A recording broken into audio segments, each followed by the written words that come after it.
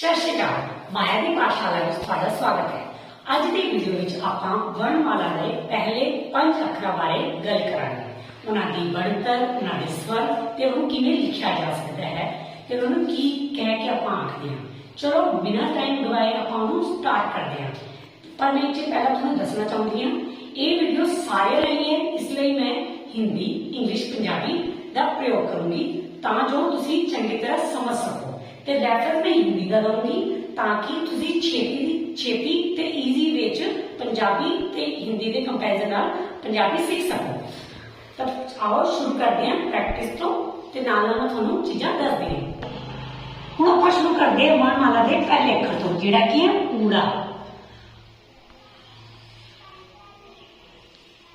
ऊड़ा हुण की गल है, जेड़ा कोई भी व्यक्ति हो, एनी पर्सन, एनीबॉडी, कोई भी लिखता है, सबकी हैंडराइटिंग डिफरेंट होती है।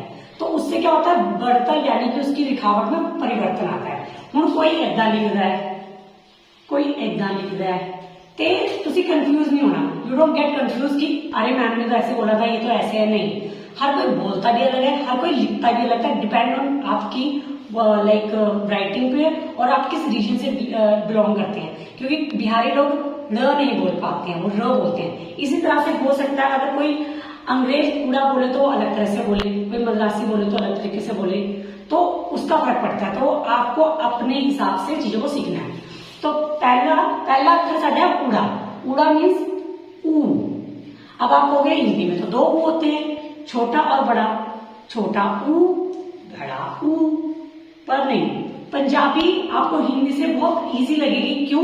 ये 35 अक्षर नहीं, और वर्ण हिंदी वर्णमाला में तो आपको पता है कि बहुत सारे होते हैं, स्वर, व्यंजन, है ना। पर इसमें टोटल ही 35 है। उन 35 में हम पहले 5 की बात करेंगे। उड़ा ऊंट। ऊंट हम हिंदी में बोलते हैं, पंजाबी में क्या बोले, उड़ा ऊंट। फर्क क्या आता है, जब इसके स्वरों को हमें ऊंचा या धीमा दिखाना होता है तो मात्रा को प्रयोग करते हैं। हम उसमें छोटे ऊ की या बड़े ऊ की यूज करके उसको हम बड़े साउंड में, छोटे साउंड में यूज करते हैं। जिਵੇਂ उड़ा ऊंट, तो मेरा ये उड़ा ऊंट बोलेंगे, उड़ा ऊंट नहीं बोलेंगे। तो आपको इसका बहुत ध्यान देना है। अगला अक्षर एड़ा। एड़ा मतलब अ, पंजाबी का अ, पर हिंदी में तो आपको 2 आ आते हैं, छोटा आ, बड़ा आ। वही मैंने आपको पहले बताया था, अगर मुझे इसको बड़ा आ करना है तो मैं क्या करूंगी, मैं इसमें आ की मात्रा यानी कि कन्ना लगा दूंगी। तो इस तरह से हम स्वरों को ऊंचा और धीमा दिखा सकते हैं। तो हमने पहले क्या किया, उड़ा ऊंट, एड़ा आम। हिंदी में आम होता है क्योंकि आ की मात्रा आती है, ये अ है, आ नहीं है, एड़ा आम। नेक्स्ट हमारा अक्षर है ईड़ी। ईड़ी ई की साउंड देती है। हिंदी में हमारे 2 ई होते हैं, छोटी ई और बड़ी ई, पर इसमें एक ही ई होती है। फिर से भी याद दिला दूं, छोटी के लिए छोटी की मात्रा, बड़ी के लिए बड़ी की मात्रा, पर अभी ये ई है, ई। ईड़ी इंजन। नेक्स्ट सस्सा। अब आप में से बहुत सारे लोग बोलेंगे ये तो हिंदी का माँ है। नहीं, ये पंजाबी का सस्सा है। पर हमारे हिंदी में कितने स होते हैं? श षटकोण, श शलगम, स सपेरा।